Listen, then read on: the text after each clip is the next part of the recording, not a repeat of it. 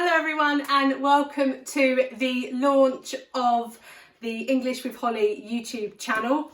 You've probably worked out that this isn't completely live. Unfortunately there was a few technical hitches that meant I wasn't able to stream live from my mobile device.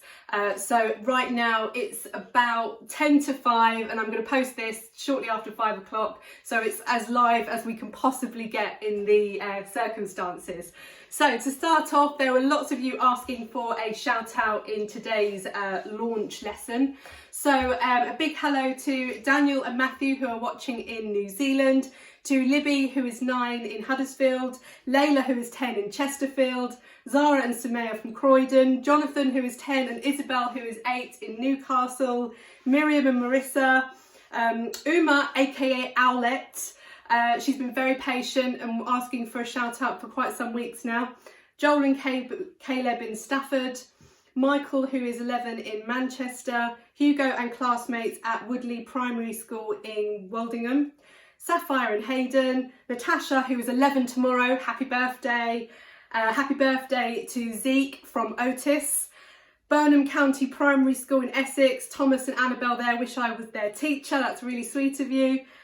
Hugo who is 11 in Denford, Evie and Amelie from Worsley, and Poppy and Freddie from Sutton Coldfield. There'll be some more shout outs coming later. I'm going to try and squeeze everybody in today. So I did say that there would be a prize draw today, and as we're not live, what I've decided to do is draw from everybody who posts a comment. So if there are 100 comments, I will ask the internet to give me a random number between 1 and 100, and that number comment will win this very snazzy English Live, English with Holly pencil case that was provided to me and to you from my friend Ruth at Everyday Keepsakes, and I will post the link to that on my Facebook page in case you wanted to order your own one and pretend you were a winner anyway. Okay, so you just need to leave a comment and that enters you into the prize draw. Okay, so let's move on. I've got a quick short poem for you.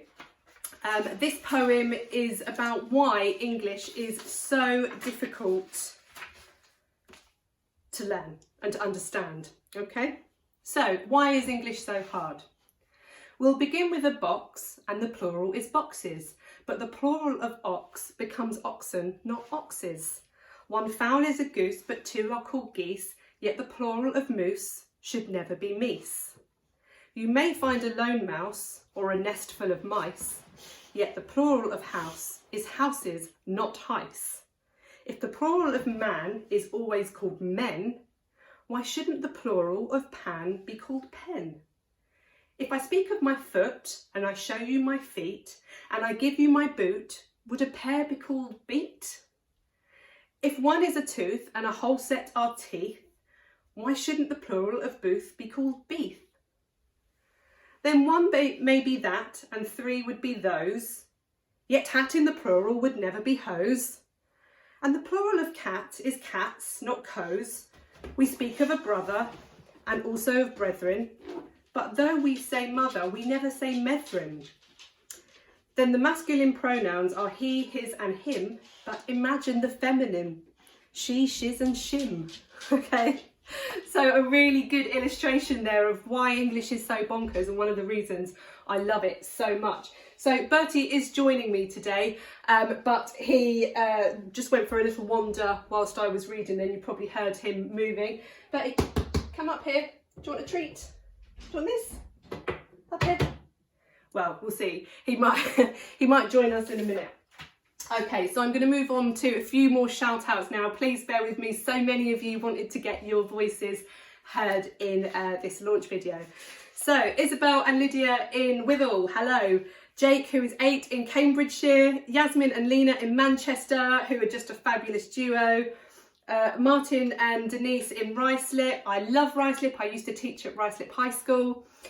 Freya in Tring. Thomas and Harry, and Thomas has been trying all week for a shout out and he finally got one. Hayden in Huddersfield, Zaina who is 9 and Zishan who is 7, who have been following since the first lesson. Myra and Reva, Emma who's 9, and Connor, who is 7, in Belfast, Olivia and Alex in Toronto in Canada, Monashi, who is 10, in Sunderland, Hugo, who is 7, in Old Windsor, Teddy, who is 7, in Guernsey, wow, out in the Channel Islands, Alicia and Zara from Manchester, who have watched every lesson, Sachi and Prachi in Doncaster, Hannah, who is 6, from Renningham School in Norfolk, and Yusuf, Sofian and Isa in Hounslow. So a big hello to all of you. Okay, so Bertie has now come a little closer. Lots of you have been asking about Bertie and wanting to know a little bit about him. I had a number of questions for the Q&A that relate to Bertie. So Evie, who's 9, from Middlesbrough, asked how old is Bertie, and Reese, who's 9 in North Wales, asked exactly the same question. So Bertie has just turned 3, okay, he was 3 in March. And who else asked about Bertie? Sadie, who is 9 in Monks, Risborough, she asked just for facts about Bertie. So Bertie's going to say a little hello now. Bertie, do you want to come and say hello? Come on. He's a very big boy. Bertie, you're going to say hello to everyone. And fact about Bertie is that on his birthday every year he gets a Swiss roll that is spread with pate and covered with dog treats, and we put candles in it and we sing happy birthday to him. And also that he was in a litter of 4 pups and he was the only one that is completely black, although he does have a little white bit on his neck. So I'm going to pop Bertie down there because he is so heavy. I'm going to let you have that because you're such a good boy. There you go. Okay, so questions and answers. So Q&A session. So let's see what questions you all came up with. So a question from a parent: how do you encourage creativity in writing and poetry if your child is not naturally engaged with it? Well, that's a good question, and it's really hard to get young people to do anything that they don't want to do.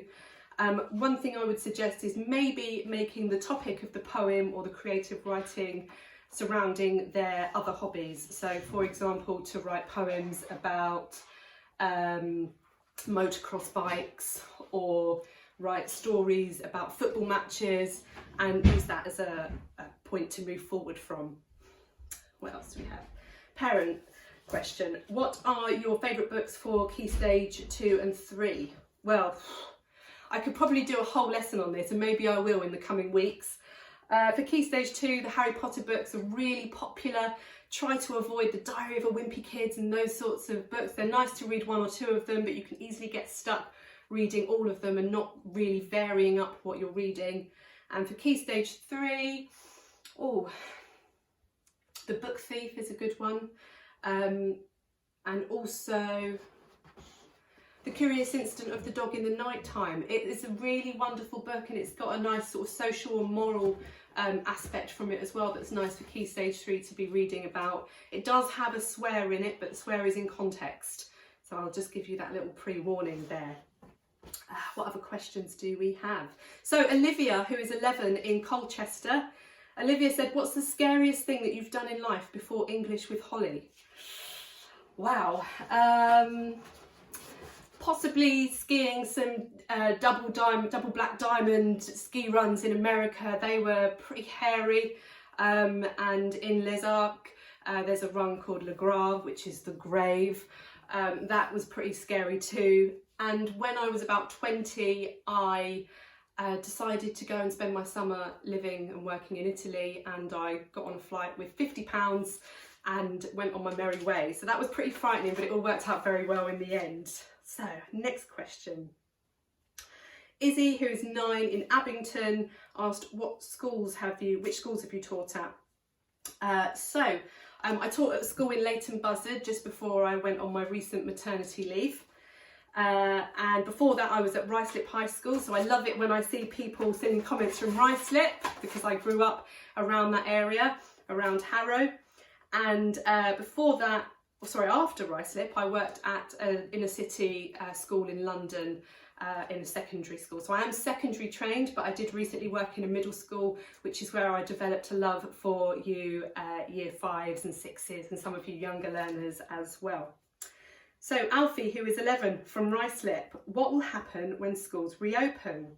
So Alfie, I'm guessing you mean what will happen to English Live. Well, the plan is to stop the daily lessons because you'll all be back at school, and also I will be looking into doing maybe a Saturday morning or a Sunday afternoon English club, like an online thing as part of my YouTube channel, and I will be offering group tuition courses every half term.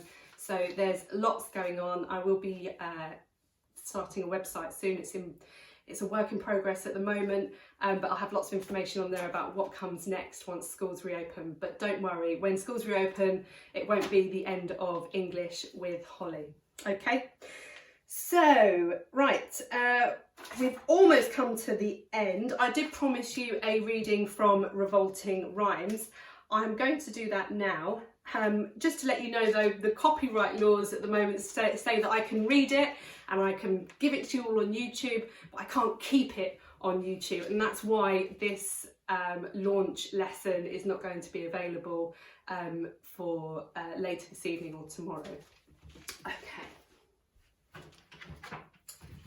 So, I'm going to be reading Three Little Pigs. Okay. Three Little Pigs from Revolting Rhymes by Roald Dahl. The animal I really dig above all others is the pig. Pigs are noble, pigs are clever, pigs are courteous, however. Now and then, to break this rule, one meets a pig who is a fool. What, for example, would you say if strolling through the woods one day, right there in front of you, you saw a pig who built his house of straw? The wolf who saw it licked his lips and he said, "That pig has had his chips. Little pig, let me come in. Oh, no, by the hairs of my chinny chin chin. Then I'll huff and I'll puff and I'll blow your house in." The little pig began to pray, but Wolfie blew his house away. He shouted, "Bacon, pork and ham. Oh, what a lucky wolf I am." And though he ate the pig quite fast, he carefully kept the tail till last. Wolf wandered on, a trifle bloated. Surprise, surprise, for soon he noted another little house for pigs, and this one had been built with twigs. Oh, Bertie, have you decided to help yourself to some treats? There you go, gentle boy, well done. Little pig, let me come in. No, by the hairs of my chinny chin chin. Then I'll huff and I'll puff and I'll blow your ass in. The wolf said, "Okay, here we go." And then he began to blow and blow. The little pig began to squeal. He cried, "Oh, wolf, you've had one meal. Why can't we talk and make a deal?" The wolf replied, "Not on your Nelly." And soon the pig was in his belly. "Two juicy little pigs," Wolf cried. "But still, I am not satisfied. I know full well my tummy's bulging, but oh, how I adore indulging." So creeping quietly as a mouse, the wolf approached another house. A house which also had inside a little piggy trying to hide. But this one, piggy number 3, was bright and brainy as could be. No straw for him, no twigs or sticks. This pig had built his house of bricks. "You'll not get me," the piggy cried. "I'll blow you down," the wolf replied. "You'll need," pig said, "a lot of puff, and I don't think you've got enough." Wolf huffed and puffed, and he blew, and the house stayed up as good as new.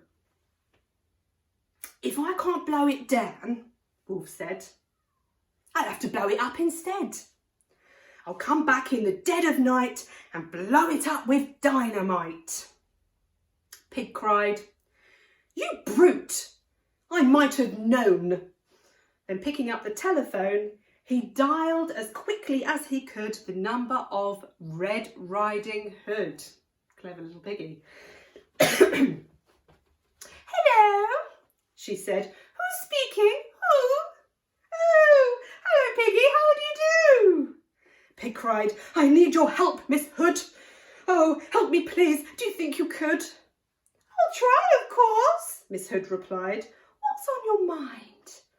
"A wolf," Pig cried. "I know you've dealt with wolves before, and now I've got one at my door." "My darling Pig," she said, "my sweet, that's something really up my street. I've just begun to wash my hair, but when it's dry, I'll be right there." A short while later, Bertie, are you eating the treats, you naughty boy? A short while later, through the wood, came striding, brave Miss Riding Hood. The wolf stood there, his eyes ablaze and yellowish like mayonnaise. His teeth were sharp and his gums were raw, and spit was dripping from his jaw. Once more the maiden's eyelids flickers. She whips the pistol from her knickers, and once more she hits the vital spot and kills him with a single shot. Pig, peeping through the window, stood and yelled, "Well done, Miss Riding Hood."